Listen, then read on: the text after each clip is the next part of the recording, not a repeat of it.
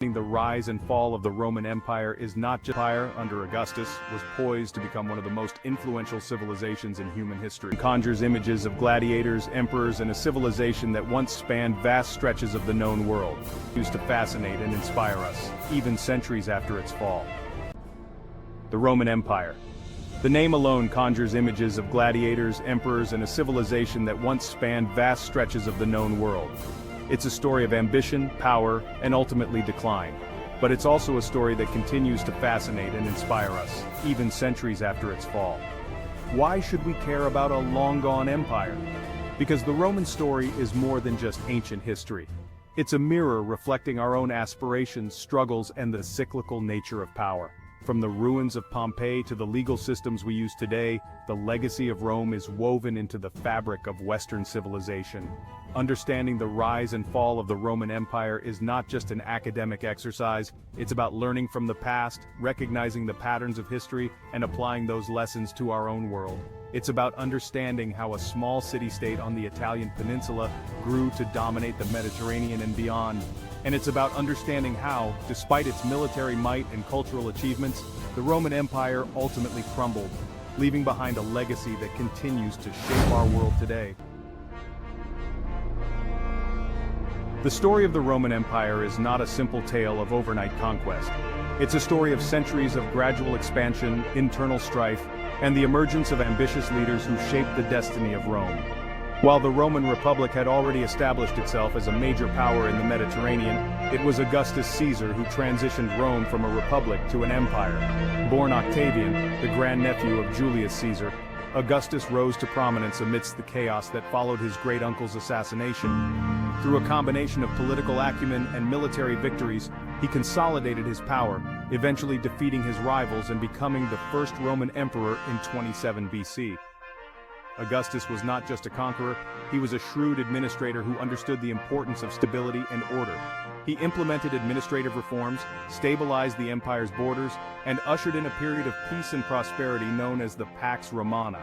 His reign marked the beginning of a golden age for Rome, a time of unprecedented expansion, cultural flourishing, and architectural marvels that would stand the test of time.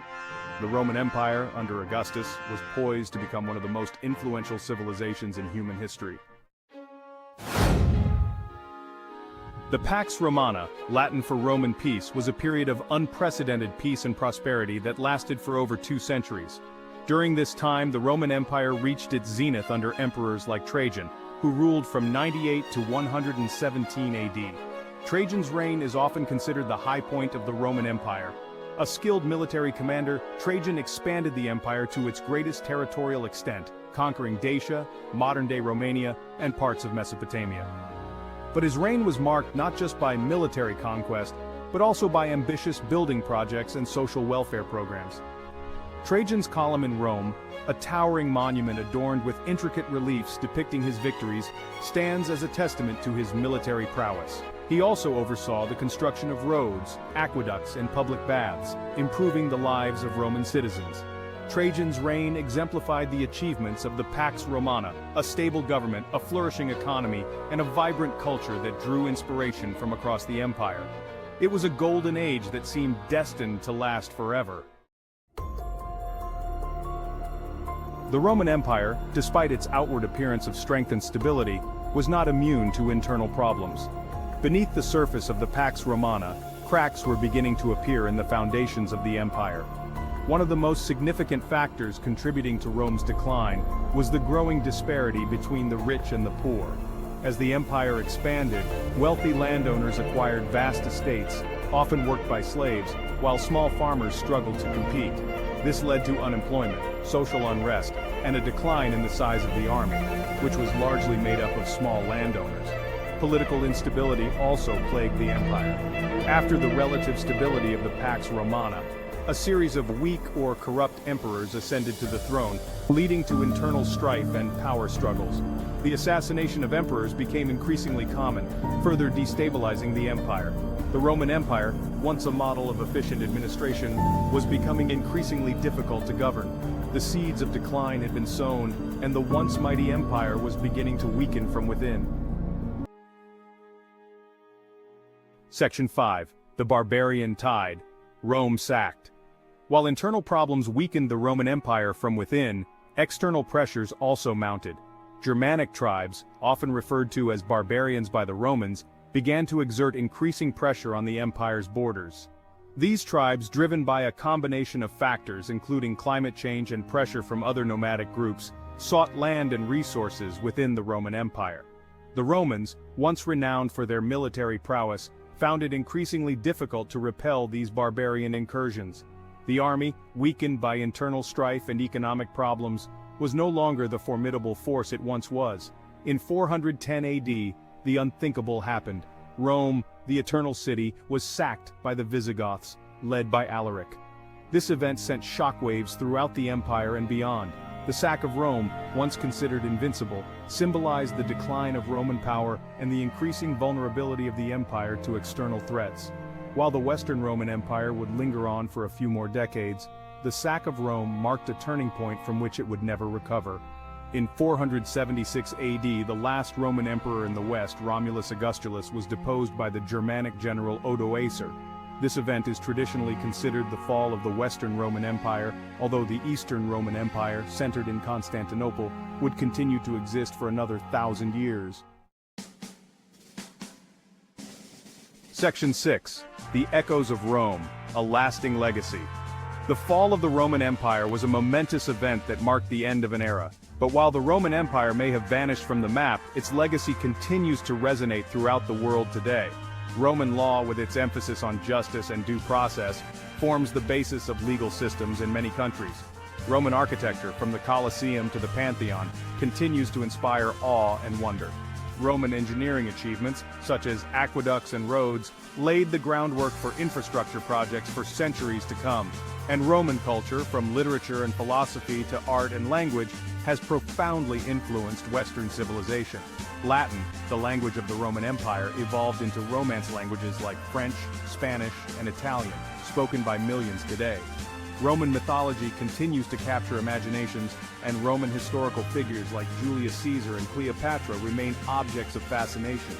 The Roman Empire may be gone, but its echoes can be felt in our laws, our language, our architecture, and our culture. The legacy of Rome is all around us, a testament to the enduring impact of this once mighty civilization. Section 7. Empires Past and Present. Lessons Unlearned. The rise and fall of the Roman Empire holds valuable lessons for us today, particularly in a world grappling with the complexities of globalization, political instability, and the rise and fall of empires.